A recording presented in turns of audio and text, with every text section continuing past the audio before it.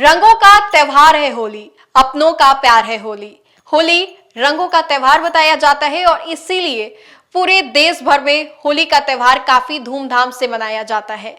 देशवा न्यूज की ओर से इस खास कार्यक्रम देशवा संग होली में आप सभी दर्शकों का स्वागत है। रंगों का त्योहार होली क्यों मनाया जाता है, इसके पीछे एक नहीं बल्कि कई पौराणिक कथाएं छिपी हुई है। आज हम इस वीडियो में आपको बताएंगे कि हिरण्यकश्यप, कामदेव और श्री कृष्ण से जुड़ी होली की कहानियां। देश भर में होली का त्योहार धूमधाम से मनाया जाता है। 2 दिनों का ये होली का त्योहार फागुन मास की पूर्णिमा से शुरू होता है। पहले दिन होलिका दहन किया जाता है और दूसरे दिन रंगों से होली खेली जाती है। बुराई पर अच्छाई की जीत का ये संदेश भी देता है और होली का ये त्योहार गैरों को भी अपना बना देता है। इस दिन एक दूसरे को गले लगाकर होली की बधाइयां दी जाती हैं। बड़ों से लेकर के बच्चे तक रंग से रंग जाते हैं और साथ मिलकर पकवान का लुत्फ उठाते हैं।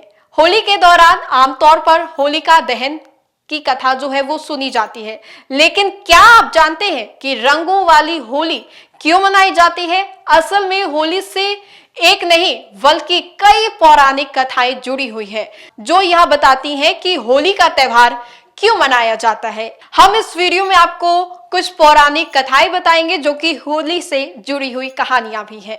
श्री कृष्ण ने राधा रानी संग होली खेली थी। होली ब्रज की देश भर में मशहूर है। नंद की नगरी में होली का त्योहार पूरे हर्ष उल्लास से मनाया जाता है। पौराणिक कथाओं के अनुसार श्री कृष्ण और राधा रानी की अटखेलियों से शुरू हुई थी होली खेलने की शुरुआत। कथा के अनुसार श्री कृष्ण का रंग सांवला था और राधा रानी गोरी थी, जिस पर श्री कृष्ण माँ यशोदा से अक्सर शिकायत किया करते थे कि वे सांवले क्यों हैं। यशोदा मैया ने श्री कृष्ण को कहा कि तुम अपने जैसा रंग राधा के चेहरे पर लगा दो, जिससे दोनों एक जैसे दिखने लगोगे। श्री कृष्ण खुश होकर अपने मित्रों के साथ राधा रानी को रंग लगाने निकल गए। माना जाता है कि श्री कृष्ण और उनके मित्रों ने राधा रानी और गोपियों के संग जमकर रंग खेला। इसके बाद ही होली मनाने जाने का जो चलन है वो शुरू हो गया और हर साल बेहद उत्साह के साथ रंग खेलना शुरू हुआ, जिसे होली कहा जाता है। हिरण्यकश्यप से भी जुड़ी एक कहानी है। हिरण्यकश्यप, होलिका और प्रहलाद की कहानी। होलिका दहन क्यों मनाई जाती है, अगले दिन होली क्यों खेली जाती है, इससे हिरण्यकश्यप, होलिका और प्रहलाद की कहानी जुड़ी है। प्राचीन काल में हिरण्यकश्यप नाम का असुर रहा करता था जो भगवान विष्णु से नफरत किया करता था। हिरण्यकश्यप का एक पुत्र था प्रहलाद, जो भगवान विष्णु की पूजा में लीन रहता था। बालक प्रहलाद की भक्ति देखकर हिरण्यकश्यप ने उसे मारने का निर्णय लिया। हिरण्यकश्यप ने हर वो कोशिश की जिससे वह प्रहलाद को मार सके, लेकिन प्रहलाद हर बार बच जाता था। हिरण्यकश्यप ने अपनी बहन होलिका की मदद लेने की सोची। होलिका को यह वरदान प्राप्त था कि अग्नि उसका कुछ नहीं बिगाड़ सकती। हिरण्यकश्यप ने होलिका से प्रहलाद को गोद में लेकर आग की लपटों में बैठने के लिए कहा और होलिका ने बिल्कुल ऐसा ही किया। होलिका नन्हे प्रहलाद को गोद में लेकर आग की चिता में बैठ गई, लेकिन भगवान विष्णु की कृपा से होलिका जलकर भस्म हो गई और प्रहलाद बच गया। इसके बाद से ही बुराई पर अच्छाई की जीत के रूप में होलिका दहन किया जाने लगा और हर साल होली का त्योहार मनाया जाने लगा। होली से एक और कथा जुड़ी है जो श्री कृष्ण ने युधिष्ठिर को सुनाई थी।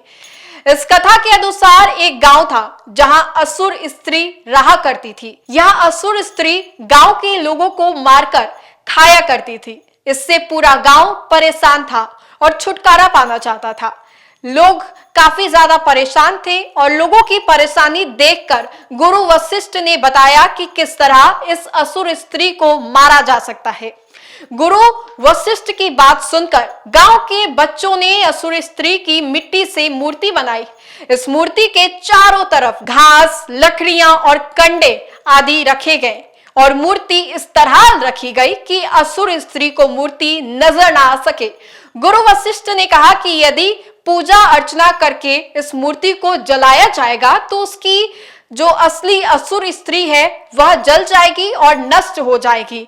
ऐसा ही हुआ, जब मूर्ति को जलाया गया तो असुर स्त्री भी जलकर भस्म हो गई और इस तरह गांव वालों ने होलिका दहन किया और खुशी से नाचकर होली मनाई, मिठाइयां खाई, मिठाइयां बांटी और असुर स्त्री से छुटकारा पाया। एक और कहानी होली से जुड़ी हुई है महादेव और माता पार्वती की। महादेव और कामदेव की कथा। पौराणिक कथाओं के अनुसार माता पार्वती महादेव से विवाह करना चाहती थी, लेकिन महादेव मान नहीं रहे थे। माता पार्वती की यह समस्या को देखकर कामदेव ने मदद करने की सोची। महादेव अपनी तपस्या में लीन थे। जब कामदेव वहां आ पहुंचे, कामदेव ने भगवान शिव की तपस्या भंग करने के लिए उन पर पुष्प बाण चला दिया। महादेव ने क्रोध में आकर अपनी आंखें खोली और कामदेव को अग्नि से भस्म कर दिया।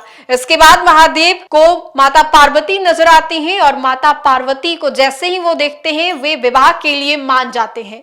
माना जाता है कि महादेव ने कामदेव को एक बार फिर से जीवित भी कर दिया था। इसके बाद से ही होली मनाई जाने लगी। तो देखिए, आज के इस वीडियो में जो कि होली को लेकर के एक खास कार्यक्रम था, उसमें हमने विस्तार से बताया, क्योंकि बहुत सारे ऐसे पौराणिक कथाएं हैं जिनमें ये बताया जाता है कि होली क्यों मनाई जाती है।